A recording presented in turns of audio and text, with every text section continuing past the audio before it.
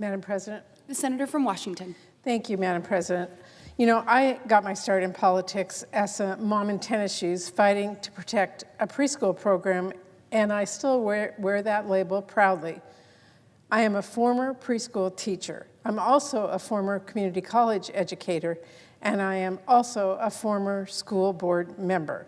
So I don't mess around when it comes to making sure every single one of our students in every corner of our country has access to quality public education, one that leaves them prepared for the future and opens the doors of opportunity wide.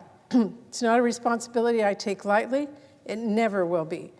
Our kids are the future of this country, and the Department of Education is really at the heart of how we make sure they are set up for success.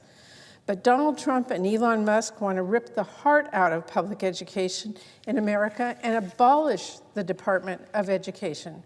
Well, not if I can help it, and that's why I believe we need a leader at the Department of Education who actually believes in the mission of the Department of Education. We need a Secretary of Education with a really deep understanding of how to use this crucial position to strengthen educational opportunities and outcomes for every student in this country. We need a Secretary of Education who will put students first, not billionaires, who will stand up for our kids, every single one of them, even if it means standing up to Donald Trump and Elon Musk. And Madam President, on each of these accounts, Linda McMahon fails to make the grade. I've had concerns from the outset about whether Ms. McMahon has the experience we should expect from an education secretary. And I'm sorry to say my concerns have not been alleviated.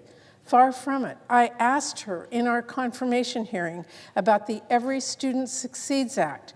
That is the law I negotiated with Republicans to finally fix the No Child Left Behind and to provide more flexibility to our states and schools while ensuring accountability for our tax dollars.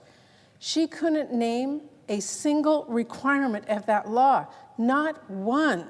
How is she supposed to enforce our education laws when she didn't even bother to study up before her Senate confirmation hearing? On fighting for public schools, it is painfully clear that McMahon's plan for our students and schools is in lockstep with Trump's pro-billionaire agenda. They're going to let public schools get robbed blind as the richest people in the world suck money out of our schools and communities that need it the most. They're going to cut off funding that directly supports our students and teachers and send it straight to the pockets of unaccountable private and for-profit K-12 schools. And on standing up for our students, standing up to President Trump, Linda McMahon got it backwards. When I asked her at the hearing about making sure schools get the money that we, Congress, passes, even if Trump and Musk try to block it, and making sure that our students' data is protected as DoE tries to muck around with no oversight or accountability, she made it very clear she would not stand in their way. But it gets worse, because when it comes to Trump's mission of destroying the Department of Education, she's all too ready to grab a hatchet and get to work. The irony is that while Trump and Musk talk about eliminating the Department of Education, they're trying to involve the federal government even deeper into the schools than ever before. They talk about how schools and parents know best, and then they threaten schools if they don't do what they say. Apparently, Ms. McMahon thinks, why should we have a Department of Education if Trump and Elon Musk can actually just tell schools what they can do and what they can teach? Well, let's be clear what it will mean if Trump, Musk, and McMahon have their way and try to turn the Department of Education into something that kids read about in our history books. There are 26 million K-12 students from low-income neighborhoods who could see their schools lose federal funding, lay off teachers, or even close. There are 9.8 million students at our rural schools that count on federal support, which could face similar challenges. There are 7.4 million students with disabilities who could see the IDEA program upended, cutting off support that state and local taxpayers will need to provide. There are 6.6 million students who get Pell Grants to help them afford college or enter the workforce or further their careers who would be impacted by the chaos of abolishing the department. And there are 8.1 million high school students and 3.3 million college students who are served by our career and technical education programs that are administered by the Department of Education. Trying to abolish the department, or even just taking a wrecking ball to the critical work that it does, will hurt our students who face homelessness. It will cut off federal aid to students who want to pursue a higher education. It will undermine the enforcement of the rights of students with disabilities. It will reduce assistance intended to lift up students not getting the support they need.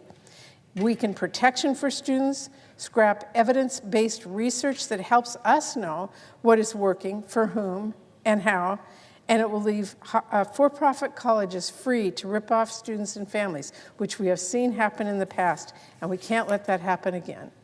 So the fact that Ms. McMahon has not opposed Trump's grand plan to abolish the Department of Education is not just a red flag to me, it is a blinking, blaring fire alarm. It means either she doesn't fully understand just what the department does and how devastating it would be to abolish, or she doesn't care. Either way, I have to say I find that disqualifying. So here's my message to everyone, and like any good preschool teacher, I'm going to make it short and simple. We cannot have a Secretary of Education who doesn't believe in having a Secretary of Education. It's kind of common sense. I mean, why would we have someone in charge of the education department who thinks it should not exist, who doesn't care if we have a department focused on getting our students in schools the support they need? So, Madam President, let me finish with this. I still have in my office a quilt that my kids in my preschool made for me on the very last day I taught preschool. It is hung prominently on the wall of my biggest meeting room. It is a beautiful patchwork of squiggles and smiles drawn in the bright, messy crayon. And when I look at it, I remember the little hands that made each one of those squares. I think about those little heads with big, curious minds and a world of possibility before them. I remember the responsibility that we all felt to make sure they were leaving our preschool ready to succeed. I wonder how many of those children that made those little small squares now have kids of their own. And I reflect on how the decisions we make in education today, the policies that we fight for, the people that we confirm or reject here, will set a course for our children and our country for years to come. There are two clear courses ahead of us with this vote. One, where we have a Department of Education that continues to work to support every student and give them a bright possible future, or one where we don't. One where every kid is on their own, one where lights are turned off and doors are shut and opportunities are closed, unless you happen to have the right zip code or the right money. I know which future I'm going to vote for today. The one where we live up to our responsibility and all of our kids can live up to their fullest potential and pursue big dreams. I urge my colleagues to join me today in voting for that future and against Linda McMahon for Secretary of Education. Thank you, Madam President. I yield the floor.